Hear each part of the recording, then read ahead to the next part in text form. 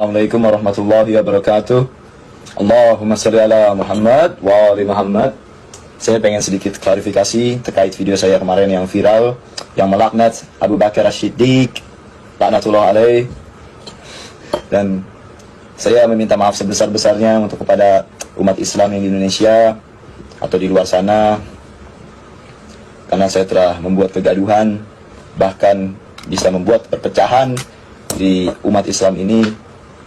Dan saya dengan kesadaran penuh ingin meminta maaf untuk sedikit guyonan, sedikit jokes melaknat Abu Bakar, Umar, Utsman, Aisyah wa Hafsah finnar. Ya, menurut saya segitu saja. Waalaikumsalam warahmatullahi wabarakatuh. Allahumma la'nat Abu Bakar. Dan memang betul kalau kita bicara Syiah di dunia, tidak semuanya Syiah sesat, memang. Contohnya Syiah Zaidiyah. Tapi kalau sudah bicara Syiah di Indonesia, lain ceritanya. Syiah di Indonesia satu warna. Satu model Syiah yang ada di Indonesia adalah Syiah Ja'fariyah, Imamiyah. Mereka yang mengkafirkan sahabat Nabi. Mereka yang mencaci maki Siti Aisyah. Mereka mencaci maki Sayyidah Hafsah. Mereka yang ikut manhajnya orang yang melaknat Sayyidina Umar bin Khattab. Dan mereka yang berkenankan nikah mut'ah. Ini adalah Syiah di Indonesia, mayoritas Syiah di Indonesia. Jadi jangan sampai tertipu oleh sebagian orang di saat ingin meloloskan Syiah di Indonesia lalu berkata, Syiah itu banyak, Syiah itu tidak semuanya sesat. Memang kalau bicara Syiah di dunia, memang tidak semuanya sesat. Syiah di dunia. Seperti ada Syiah Zaidiyah yang ada di Yaman, dan saya terangkan sedikit tentang Syiah Zaidiyah. Tapi Syiah yang ada di Indonesia dengan ciri mencaci Sayyidina Umar bin Khattab. Biarpun mencacinya adalah di saat sembunyi, sama. Kalau di saat dengan yang lainnya nggak akan mencaci. Karena apa? Ketahuan nanti. Di buku-buku mereka sudah jelas ini, nggak bisa dibohongi. Ada yang mengatakan, oh saya termasuk Syiah yang tidak saya mencaci maki. Kalau kau memang Syiah yang tidak mencaci maki, buat grup. Musuhi itu Syiah yang mencaci maki. Harus gitu dong. Oh karena dia telah mencaci maki. Enggak, dia sering kumpul juga sama Syiah yang mencaci maki. Ada sebagian orang yang mengatakan, oh saya Syiah. Tapi Syiah saya bukan Syiah yang mencaci maki, dan saya juga mengingkari Syiah yang mencaci maki. Baik, kalau ente mengingkari, ente tidak harus berurusan dengan saya, ente urusan dengan orang yang ngaku Syiah itu. Kenapa harus urusan dengan orang Sunni? Ini orang suka Syiah. Kita sering ditipu seolah-olah Syiah di Indonesia misalnya kalau di Iran ya, imamnya Ayatullah Muhammad Khomeini, itu imamnya ya. Presidennya siapa? Bukan beliau, presidennya yang lain ya. Kemarin Ahmadinejad, sekarang Hasan Rohani, itu presidennya. Tapi ketaatan presiden itu tetap pada imam. Dan imam ini disebut maksum. Maksum itu cuma sifat para nabi dan rasul. Maksum itu artinya bebas dari kesalahan. Yang bebas dari kesalahan untuk membedakan dengan manusia biasa itu cuma nabi dan rasul. Jadi tidak ada manusia biasa yang maksum. Ya. Kalau Anda sudah mengatakan ada orang maksum, artinya ada nabi baru. Sudah keliru di sini. Yang kedua, wilayatul faqih. Wilayatul faqih itu ketaatan dalam hal hukum. Jadi kalau kata imamnya A, mesti A. Ya, sholat Anda nggak sah, harus bawa batu dari Kalbara, simpan di bawah misal. Ya, itu nggak sah semuanya, nggak sah. Nah, karena ini rukun dalam Islam, yang tidak percaya dengan imamah itu belum Islam, dia kafir. Dia kafir. Jadi kalau ada orang rukun Islamnya tidak tambah dengan imamah, itu dalam persepsi Syiah yang sekarang itu kafir. Kafir. Itu bukan Islam. Dia mesti bersyahadat lagi. Ya, kalau sama-sama Islam ngapain bikin aliran lagi? Kalau sudah Islam ya sudah, terima saja. Kenapa mesti ada yang baru lagi? Kan sederhana yang begitu ya. Kemudian rukun imannya berapa? Kita berapa? Nah baik. Sekarang lihat di Syiah rukun imannya 5. 1, tauhid namanya. Tauhid.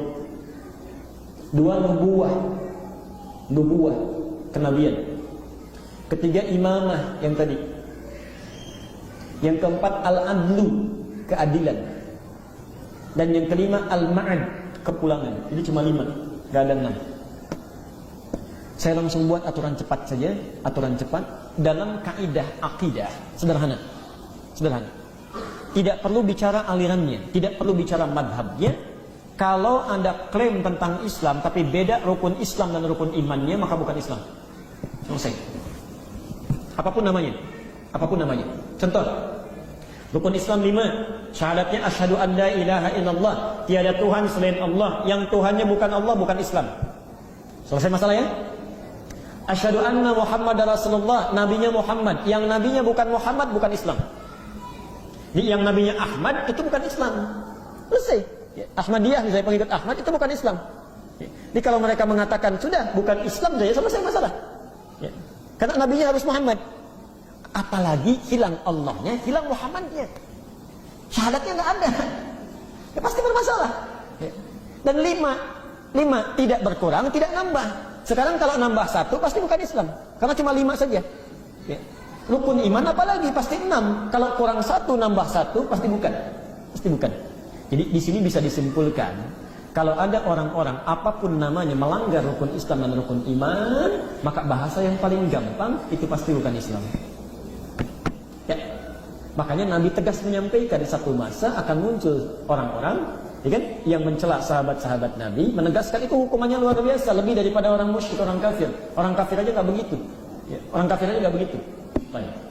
Jadi kalau sudah jelas uraian ini, cukup saya tegaskan dengan gamblang, ya, bahwa mohon maaf tidak perlu pakai spanduk pun. Bisa lihat ada spanduk di luar dan sebagainya, ya, dan sebagainya cukup ditebarkan. Kalau kita dengar istilah-istilah lagi baik itu Syiah ataupun yang lainnya yang menyimpang dari rukun Islam dan rukun iman, maka cukup jauhi, tinggalkan, jangan banyak dibahas. Itu sudah tidak ada kaitannya dengan, bukan masalah madhab lagi, itu sudah beda keyakinan, sudah lain. Ya. Jadi kalau ada ustaz misalnya atau siapa yang mengatakan, oh itu hanya beda madhab saja, seperti NU dengan Muhammadiyah, oh lain. NU dengan Muhammadiyah sama rukun Islamnya, rukun imannya sama, pendirinya bersaudara, ya, sama-sama belajar di guru yang sama, nggak ada bedanya. Ya, Masya Allah. Tapi kalau ini sudah lain. Ya. Ada beberapa hal yang mesti saya jawab dan saya tanyakan. Satu, Islam muncul di mana? Di Arab, Mekah ya. Kalau pewaris Nabi SAW disebut Islam juga, pasti akan banyak ada di Arab. Pertanyaan saya, kenapa munculnya banyak di Persia dan pusatnya ada di Iran? Ya kalau benar-benar Islamnya baik, pasti di Arab akan banyak. Tidak ada. Terutama di 2 wilayah utama, di Mekah, Madinah itu nggak ada. Coba cek silakan, di Mekah, Madinah nggak ada Syiah. Di Arab Saudi ada, timur Arab Saudi itu ada Syiah, tapi nggak ada di Mekah, di Madinah itu nggak ada. Dan Nabi mengatakan wilayah paling aman itu Mekah, Madinah. Gak akan ditembus oleh Dajjal, gak akan ditembus. Artinya apa? Ketika di Mekah dan di Madinah pun tidak ada Syiah, artinya tidak aman. Percayaan ini bukan Islam, sederhana saja, sederhana gitu. Kalau ada, kalau benar pasti ada di situ, tapi gak ada. Di Mekah gak ada, di Madinah gak ada. Satu itu. Mana yang lebih berbahaya, Yahudi kah atau Syiah? Pahami sendiri. Yahudi jelas dia Yahudi, tapi ini dalam zahirnya memusuhi, mengkafirkan, dan batinnya mengkafirkan, tapi zahirnya menampakkan diri sebagai muslim, padahal dalam hatinya halal darah kita, dia benci kita.